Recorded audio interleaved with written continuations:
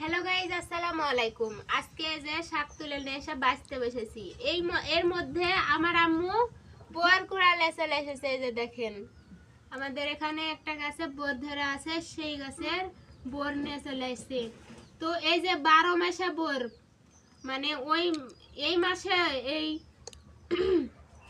আশ্বিন মাসেও যে এসব বোর খেতে পাবো, এটা কখনো ভাবিনি। যে শ্রাবণ মাস, যাই হোক শ্রাবণ মাস, তো এই আষাঢ় শ্রাবণ মাসে এসে যে বোর খেতে পাবো কখনো ভাবিনি। তো এই যে দেখেন কি সুন্দর টস টস করছে বোরগুলো, দেখতে এত সুন্দর লাগছে, পাকা পাকা বোর। আর আমি মানে বোর দেখার লোভ সামলাতে পারছি না, কখন খাবো। তো এই বোরগুলো এখন মরিচ টরিচ দিয়ে মানে লবণ মরিচ ধনে জিরার গুঁড়ে এগুলো দিয়ে খেতে অনেক স্বাদ লাগবে, অনেক স্বাদ।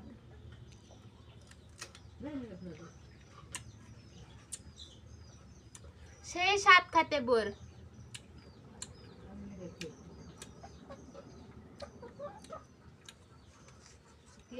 আপনারা যারা যারা খাবেন চলে আসেন, সেই স্বাদ।